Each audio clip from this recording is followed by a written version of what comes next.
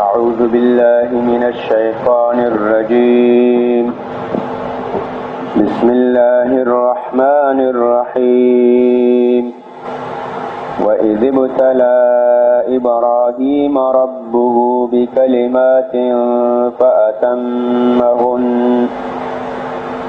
قال إني جاعلك للناس إماما قال ومن ذريتي قال لا ينال عهد الظالمين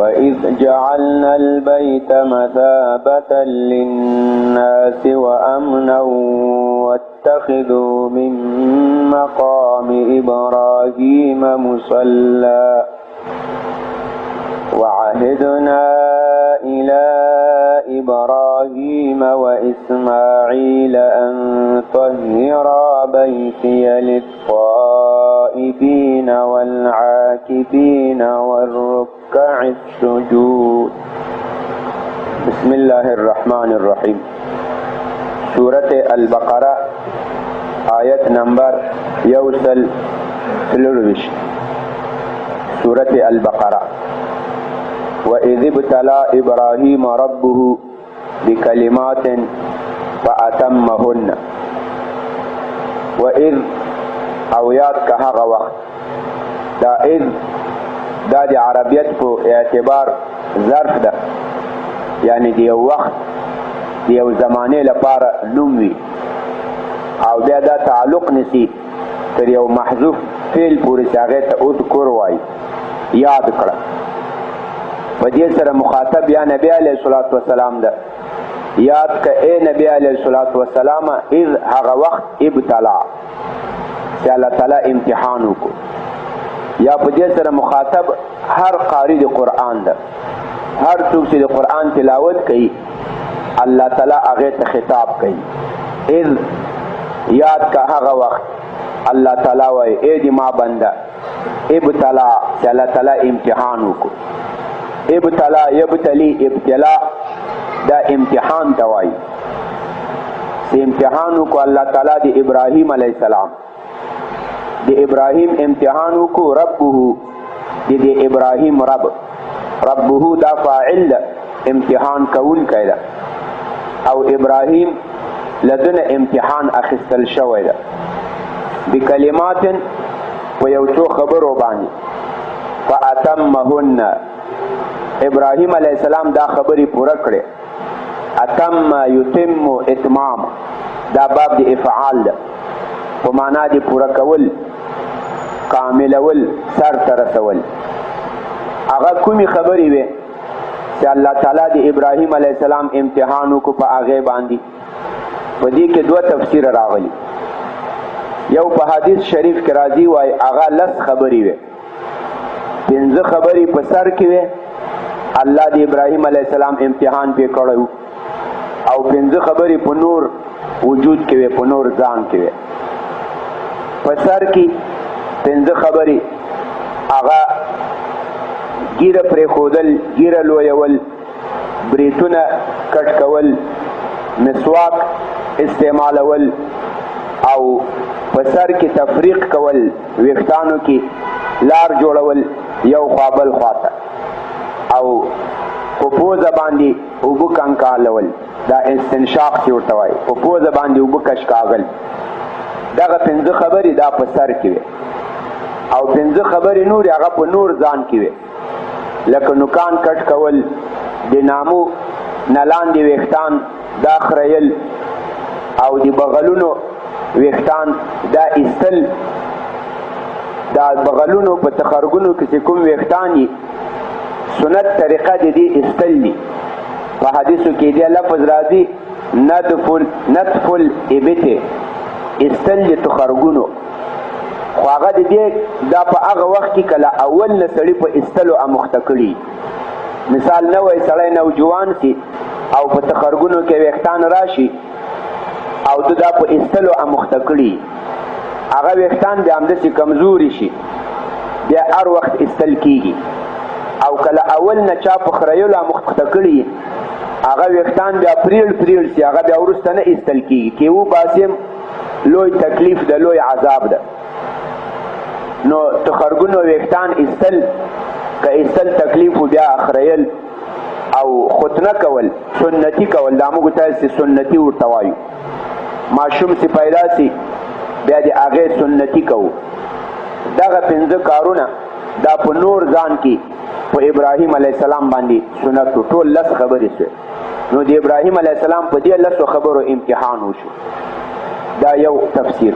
دویم تفسیر وایي نه هغه خبرې چې د ابراهیم علیه السلام په هغې باندې امتحان شوی و، هغه د مناسک الحج عبادات الحج، دا حج ته چې موږ تاسې لاړ شو هلته عبادت کوو، طواف کوو، اول په بیت الله باندې، بیا مقام ابراهیم ته راسو هلته 2 رکعاته لمونځ وکړو، بیا صفا مروه غونډۍ ته لاړ شو هلته سعی وکړو، له صفا نه مروه ته، له مروه نه صفا ته د غونډۍ په سر ودرېږو، بیا دعا کوو، بیا لاړ شو مینا ته، له مینا نه بیا لاړ شو عرفات ته، په عرفات کې بیا دعاګانې کوو، له عرفات نه بیا راسو مزدلفې ته، هلته دعاګانې کوو، له مزدلفې نه په 10 تاریخ بیا راسو بیرته مینا ته، هلته شیطانان وویلو، یو شیطان په 10 تاریخ یا اختر په ورځ بیا لاړ شو ذبح وکړو، هدیه ذبح کړو، قرباني وکړو، بیا سر وخریو،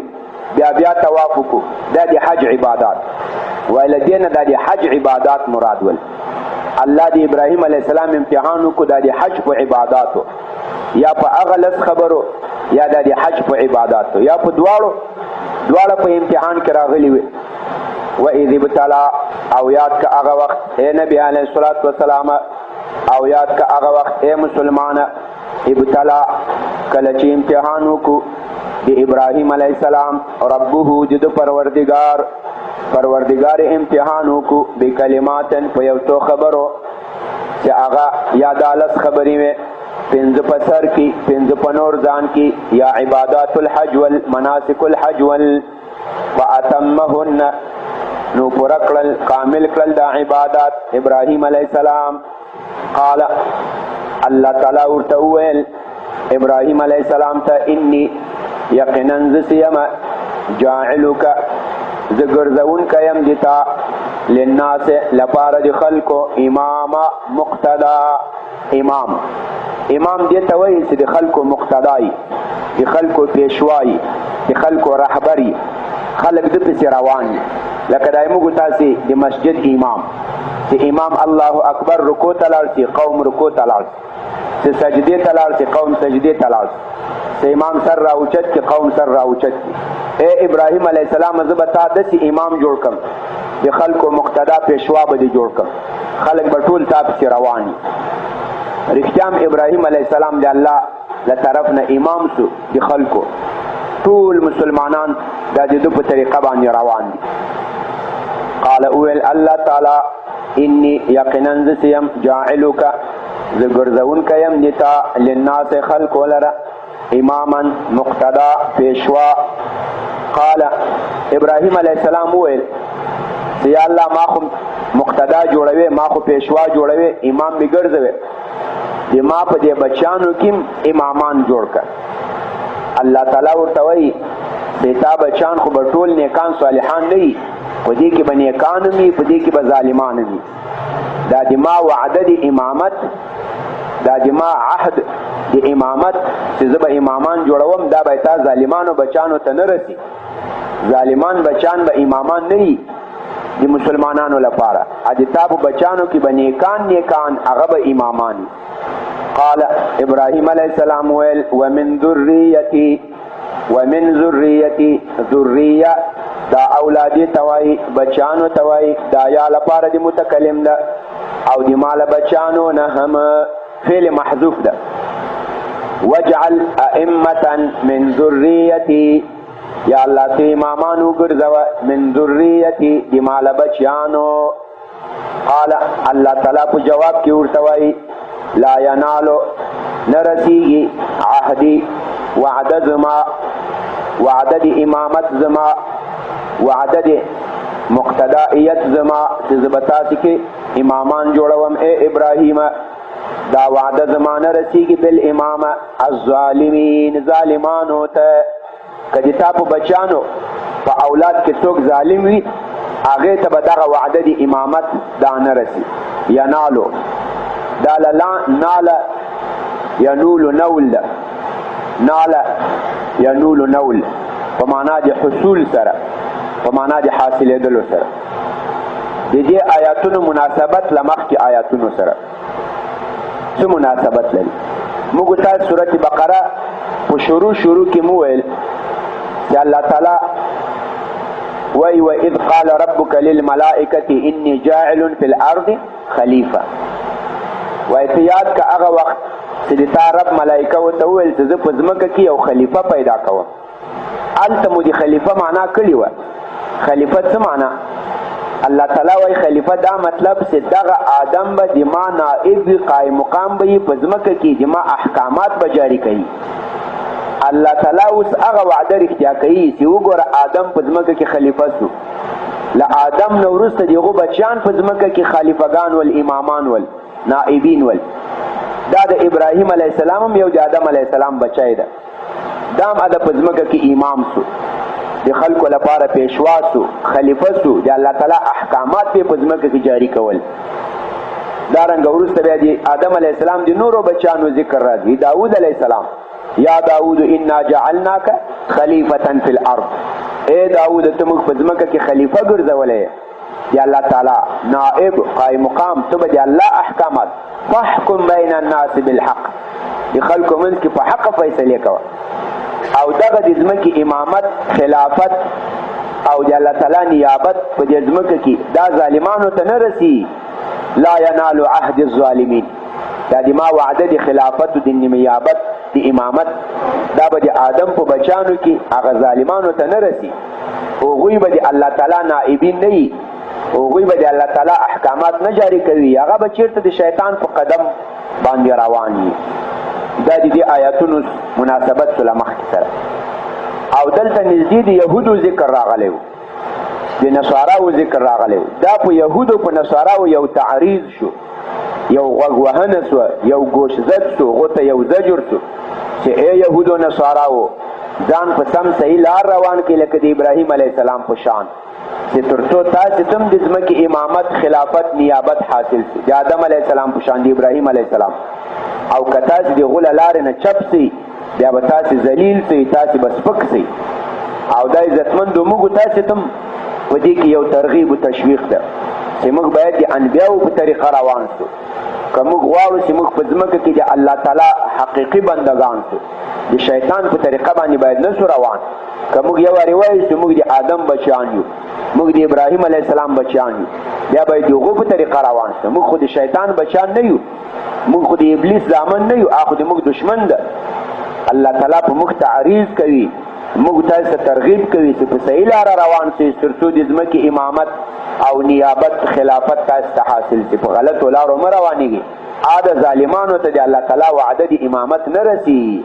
لا ینالو، الله تعالی وایي نه رسیږي عهدي دا وعده د امامت، د خلافت زما الظالمین ظالمانو ته.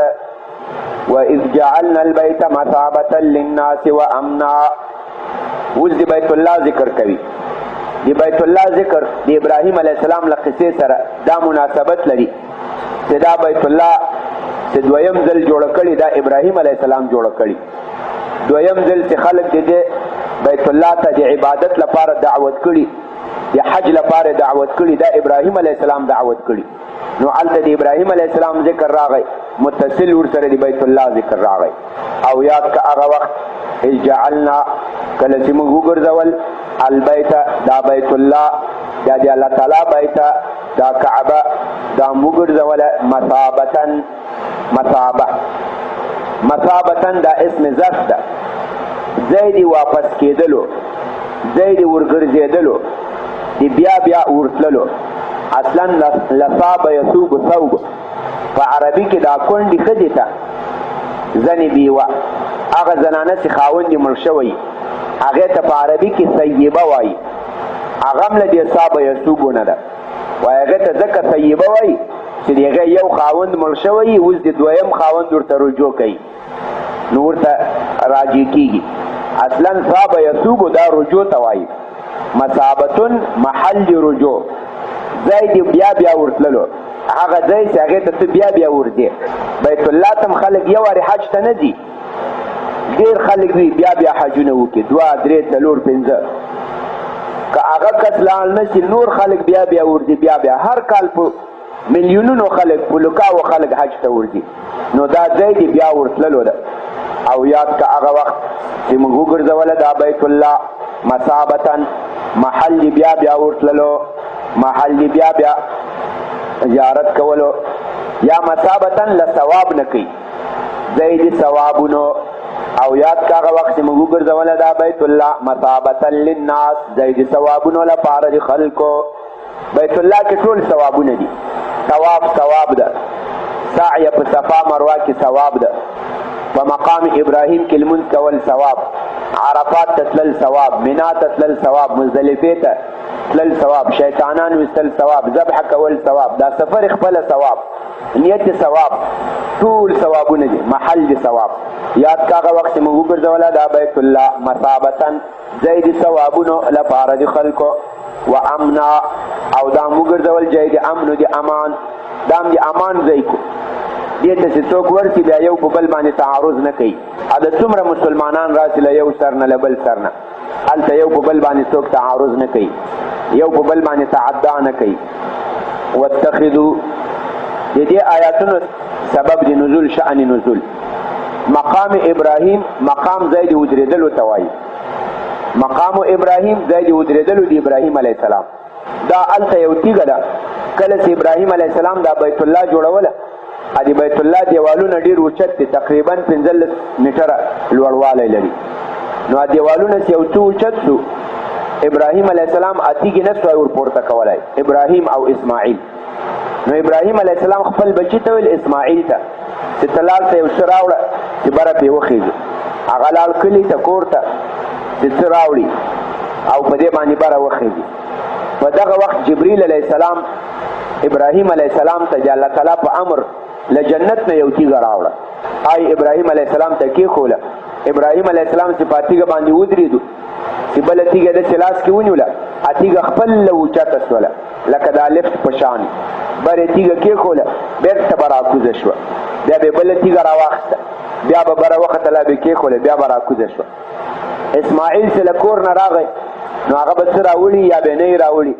هغه چې وکتل که ګورې ابراهیم کته کېږي پورته کېږي، پلار یې ورټل پلاره دا څه چل ده؟ هغه ورټل دا تیږه خو ما ته جبریل علیه السلام د الله تعالی په امر له جنت نه راوړه. نو بیا دا بیت الله ټول په هغې طریقه باندې جوړه کړه. هغه تیږه کې چې وایي ابراهیم علیه السلام ودرېدلی و، د هغه د پښو نقشونه هم پکې پاته سوي وو، ژور ژور. هغه نرمه تیږه وه، پسته وله. هغه بیا وایي ډېر وخت دا به لوڅه وه. سنت دا ده چې ته دا د تیږې په مخ کې لمونځ وکړې 2 رکاته، خو خلکو به په دې باندې څادرونه هم سولول، کپړې به هم سولولې، تسبیح به هم سولولې. اوس د ابراهیم علیه السلام د ګوتو د پښو نقشونه هغه پکې سولولي دي، صرف داسې یو کنده غوندې ښکاري، د 2 پښو ځایونه کنده ژوره غوندې ښکاري، د پښو نقشونه یې پکې ختم کړي. بیا وروستني پاچیانو دا په شیشه کې بنده کړې ده.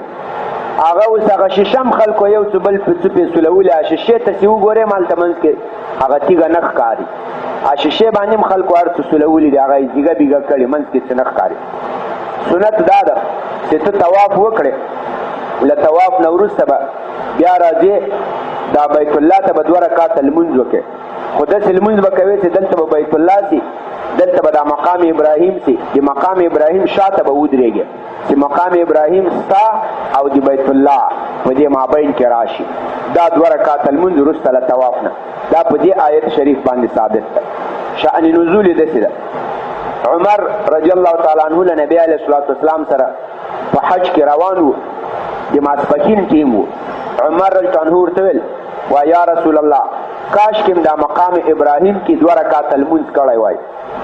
نبی علیه الصلاة والسلام ورته ویل وایي انی لم اؤمر بذلک، وایي ما ته لا د دې حکم نه ده شوی چې زه به مقام ابراهیم کې 2 رکاته لمونځ کوم. دا د ماسپښین ټیم و، مازدیګر لا نه و داخل سوی چې الله تعالی وحی نازله کړه.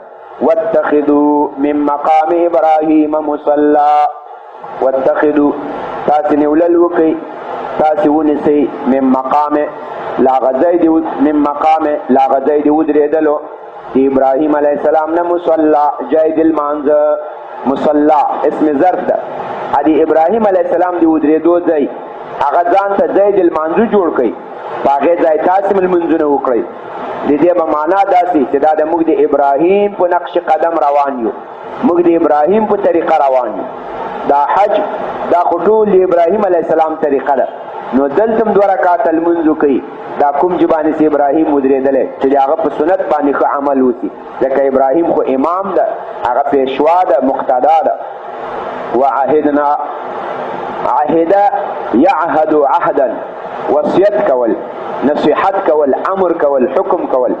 او موږ حکم وکړو الی ابراهیم علیه السلام ته و اسماعیل او اسماعیل علیه السلام ته د بچی وو، دې دواړو ته حکم وکړو انداسې حکم طهرا چې تاسې صفا کړئ. طهر باب د تفعیل ده.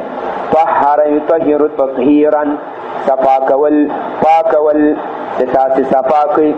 بیتیه دا د ما بیته بیت الله صفا کړئ.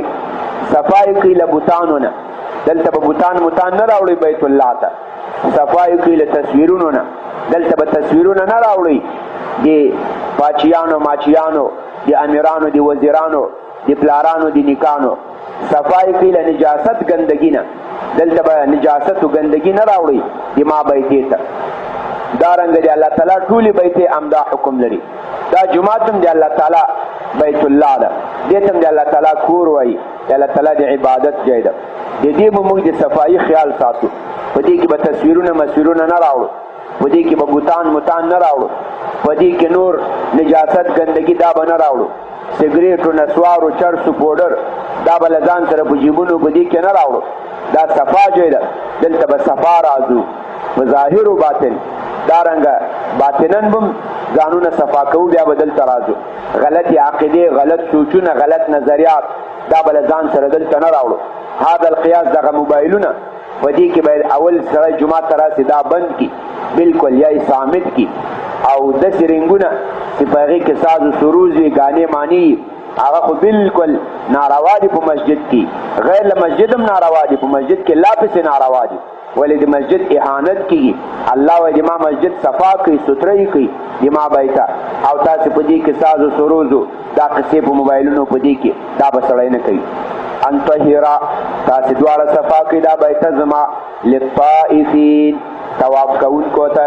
طائفین دا جمع د طائف ده، صيغه د اسم فاعل. لطاف یطوف طوافا، اجوف وامی ده. طائف لك قائل، طائفین دا به جمع سي. دا د ما بیته صفا کوي طواف کوونکو ته، هغه کسان چې په بیت الله طواف کوي راتاویږي.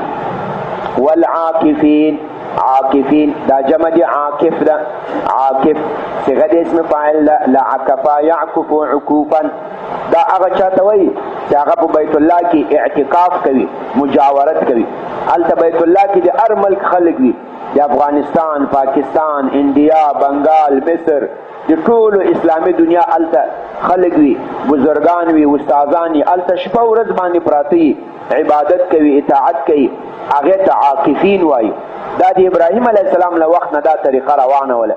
د موږ تاسې په دې محلو کې موږ تاسې یو کس بل کس دا پیژنو چې هلته اعتکاف کوي، بیا په کال کې یو دفعه خپل کور ته راځي، نور هلته اوسېږي.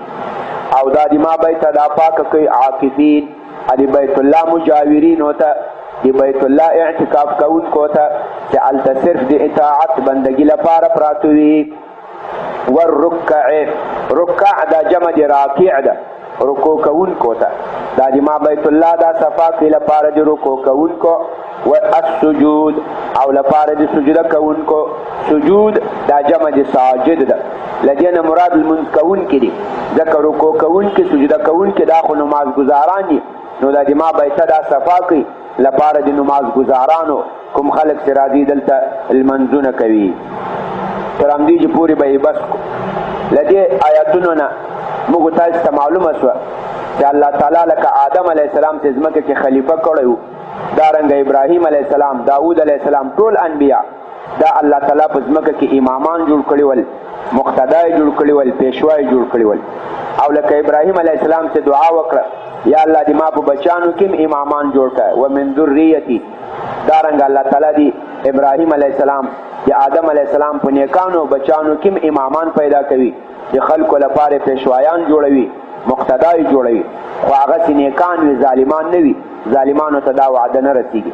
او بل چې دا بیت الله ابراهیم علیه السلام او اسماعیل علیه السلام جوړ کړي او هغو ته بیا امر شوی چې دا صفا کړي لپاره د عبادتو اطاعت المنځګزارانو. موږ تاسې هم باید دا مساجد د دې صفایي خیال وساتو، ځکه دا د الله د عبادت ځای وي، د الله د عبادت کور وي. جومات ته واړه واړه ماشومان راوستل کوم چې لمونځ باندې نه پوهېږي نشي کولی، یا لیونیان راوستل، دا باید موږ تاسې له جومات نه لرې کو. په حدیث شریف کې راځي وایي جنبوا صبیانکم ومجانینکم المساجد ومجانیکم، وایي تاسې وساتئ د خپل ماشومان او د خپل لیونیان له دې مساجدو نه، ځکه هغه غریبان خو د جومات په احترام او په عزت نه پوهېږي، نو دلته بیا ورانۍ ونه کړي، ګندګي ونه کړي، دا ونه کړي. الله تعالی دې موږ تاسو ټولو ته د نیکو اعمالو توفیق را نصیب کړي. الله تعالی هم د دنیا او د آخرت سعادت نصیب کړي. دا درس و تدریس دی الله په خپل حضور کې قبول و منظور کړي. که څه زیادت و نقصان شوی یا الله دې راته معافي وکړي. یا الله نیکان صالحان هم کې، نیک اعمال هم خپل حضور کې قبول کړي. بچیان لورګان هم نیکان صالحان کې. دې نوجوانانو ته دعا وکړئ الله تعالی دې د دین خادمان جوړ کړي. مشرانو ته الله تعالی د خیر او د برکت ژوند ورکړي. یا الله په اسلامي ملکونو کې امن او امان راولې. یا الله لکه تاسې ویلي دي انما المؤمنون اخوة، یا الله داسې دا مؤمنان په خپل منځ کې سره ورونه کې، سره متحد متفق کې، د یو کلمې ورونه جوړ کې. یا الله دغه نفاق شقاق چې کافرانو یهودیانو نصاراو هندوانو موږ کې راوستی، یا الله دا په خپل فضل و رحم سره د موږ له منځ نه ختم کې. وصلی الله تعالی علی خیر.